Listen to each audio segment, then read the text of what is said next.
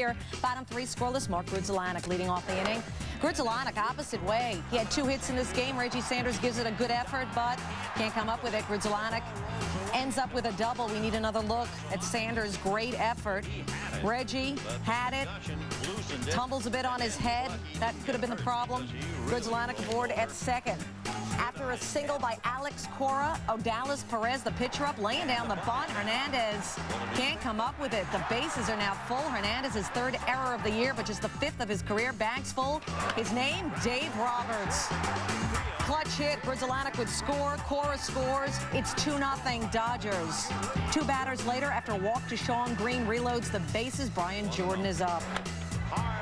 Money well spent down the line. Perez scores, Roberts scores, Green comes in to score. A 3 RBI double for Jordan. That's why you got the guy. 5-0 Dodgers. Next up, we go over the mountain for Eric Karros. Jordan running with a pitch. Karros the rip.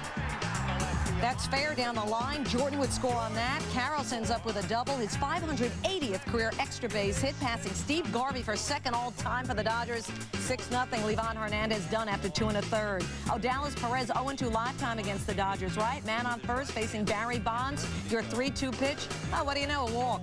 Bonds' 10th walk of this series, number 186 on the year. First and second, 2 out. Benito Santiago. Giants have left 34 men on base in the first 3 games of this set. Rich Aurelia with a man on first to Adrian Beltre. The 5-4-3 double play. Top 4. 6-0 Dodgers. Bonds up again. They pitch to him with a 6-run lead. And he drops the single. Bonds batting .373 on the season. He is running away with the NL batting crown. Top 5, 6-1 Dodgers. Sean Dunston pinch hitting. So much for that. Top of the 6th. Jeff Kent, the challenge. Right. Top of the 8th, 2-on, 2 out for Rich Aurelia. 0 for 4 in this one, and Odalis is pumped up. 6-3 Dodgers in the 9th, 2 outs, facing Ramon Martinez. Popped up. Beltre will call for it.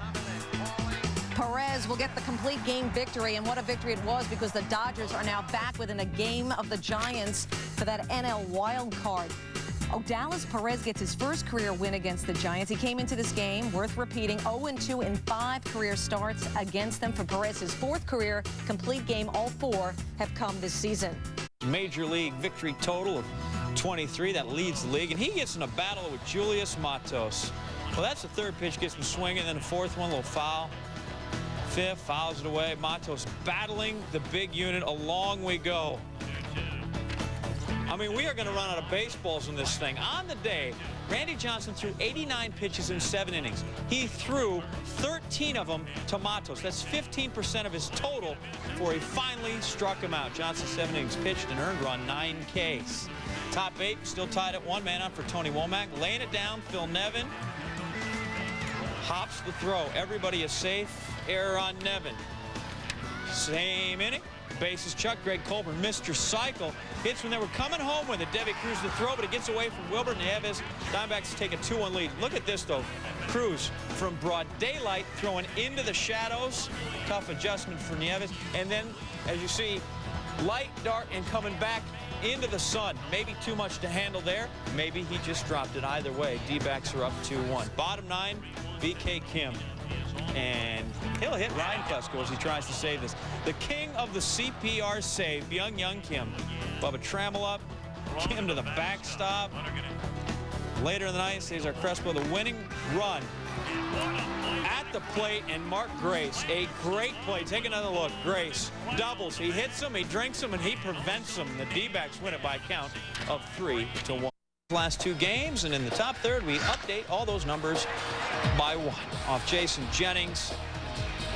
Little Arbor Day out there into the trees. Cardinals go up 4-1. Rollins' 28th homer of the season. Top 8. Eli Marrero. Oh, Todd Jones hangs a breaking ball. Marrero, it didn't break. He fixed it. 8-6 Cards. Marrero's 15. Jimmy Edmonds up next. Oh, you're just a copycat. He goes the other way. 9-6 Cardinals. Edmonds 27. They're getting 5 in the 8th. And just for fun, Albert Pujols makes it back to back to back. Jacks, because that rhymes. Pujols 33, Cards win 12-6. You're right, that was fun. Cards' magic number would be just 2 with an Astros loss in Milwaukee. Let's see what happens. Bill Hall, his only hit of the game, coming off Roy Oswald. It went over Lance Berkman's head. Brewers take the lead 3-1. Next batter, Paul Bacco. Bacco had 2 hits, and you're going to be looking at one of them. Off the glove of Craig Biggio. Brewers go on to stun the Astros, so that Cards' magic number is 2, and the Brewers send Roy Oswalt to his first loss since July 16th, so he's sitting on 19 wins. Wash over wins. You know, what's amazing is that you got to go out there and argue with an umpire, and the guy's got a smirk on his face like, well, and I'm the one who'll be penalized for it. My hamstring hurts and my right shoulder hurts. Gonna need some PT. Top third, Rangers trail 1-0, bases loaded, and Rafael Palmeiro has got to have the money ball, and now Lou's got other places that hurt. 10th career Grand Slam. Rangers go ahead 4-1. Top 4 Rangers leading 4-2, and who said Safeco's not a fine hitter's park for A-Rod? 3-run shot is 56th of the season. It's a 7-2 lead that, of course, the Rangers blew. So we go to extra innings after a Hammer and Hank Blaylock single to make it 8-7. Then Mike Lamb, a bases-loaded chopper, and well, Kasasaki, please no pepper. A couple of former drillers score, make it 10-7, and the Rangers going to win it by a count of 12-7. Going to be a game up after this one. Tim Hudson on the mound. He has been sweet since August 1st. 7-0, 42 Ks, 8 walks. A's 9-0 in those starts. Look at the ERA, 1.59. Top first, Hudson cruising along, and it's Tim Salmon, who is Tuesday's Game 2 hero, but can't duplicate that. Hudson, impressive early 3 up, 3 down. Kevin Apier on the mound for Anaheim. Ray Durham at first. Scott Hatterberg, oh, we think we got a strike, but Rob Drake calls it a ball. Drake's going to have to give an explanation to Benji Molina. Thinks it was outside. The next pitch, Hatterberg takes advantage of the gimme. Lifts it to right. Sam with the catch. Now Ray Durham's tagging from first, and he's going to go, and he is in there. Or is he? Blue says, yeah, he's safe. Mike Scioscia, he's got a couple of beefs now, so he's going to talk about it. And look, Jim Reynolds, the ump, might have missed that one. And that'll prove costly for Anaheim, because your next batter is Mr. MVP candidate Miguel Tejada, delivering with a full count. Off the wall, Durham will score. Tejada, long single, 1-zip Oakland. Last game of the series, the fans here enjoying themselves, players enjoying the fans. This is how it should be done. Throw it in there, and then, well, big struggle there for an $8 piece of yarn. Down goes the big man. Top 5, 3-1 Oakland, couple on. David Eckstein whiffs against Hudson. Hudson, though, in some trouble with a couple on in the 6th, and it's Scott Spezio right back up the middle. Darren Erstedt will score, brings it to a 3-2 game. Anaheim 1 down. Spezio 3 for 14 in the series, but a big knock there. Later in the 6th, 3-3, bottom half, Mark Ellis lines it to second. Adam Kennedy, oh, mama made him just tall enough. Angels gaining some momentum. Next batter, though, Terrence Long with a man on. And Terrence, I think we all like Wood, a 2-run back-breaking homer, his 16th. That would be the difference, and as you might imagine, much joy and sorrow on that particular swing. Fastball in, and, you know, Long got the head out, hit it well. He put a nice swing on it. Over there, they took 3 out of 4, and it's been going back and forth. You know, great pitching on both sides, but, you know, we came here and we won the series. That's exactly what we wanted to do. Big hitter, Terrence Long. Just another great game we had in this series. A's win it by a count of 5-3. Oakland takes a 1-game lead in the West thanks to some big hits and another solid outing from Tim Hudson, who won his 8th straight decision. The A's took 3 of 4 in the final regular season series. As you heard Long say, after losing 3 of 4 in Anaheim. But they do win the season series, 11-9 A's. Alfonso Soriano looking to become a member of the 40-40 club. Can he do it? He just needs a homer to join Jose Canseco, Barry Bonds, and A-Rod, Alex Rodriguez. Top of the first, Soriano. Perfect spot for him, leading off as usual. Not a home run, but he'll take the single. No 40-40 yet, but a single is always good when you're the leadoff hitter. You get on base.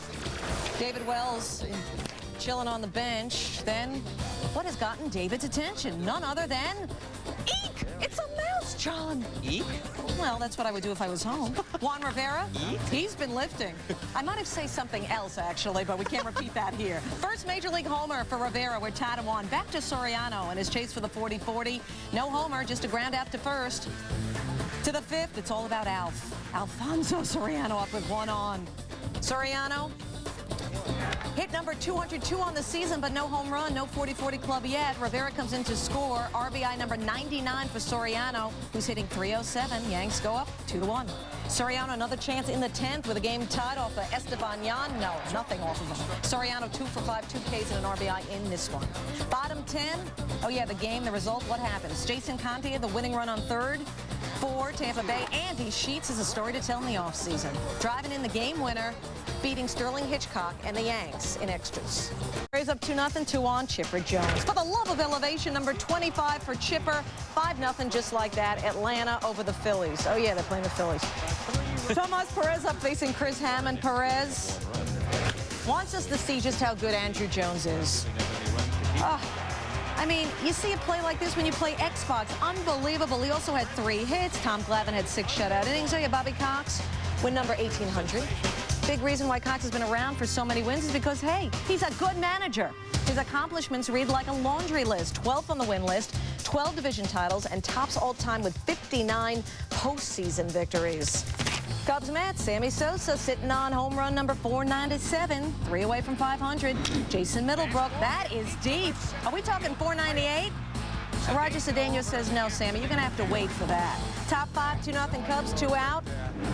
Sosa strikes out. 0 for 5 with Sammy with a walk and 2 Ks, hitting 293. I think Sammy had a bad night. Enter teammate Corey Patterson.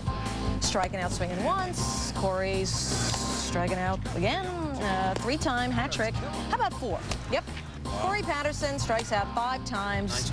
0 for 6 with those 5 Ks. Sorry, Corey, you'll get at it again. Bottom 12, tied at 2, but not in this game. Runner at third, Roger Cedeno. Just put the ball in play to third, throw home off. Mets win in 12 innings. Drama.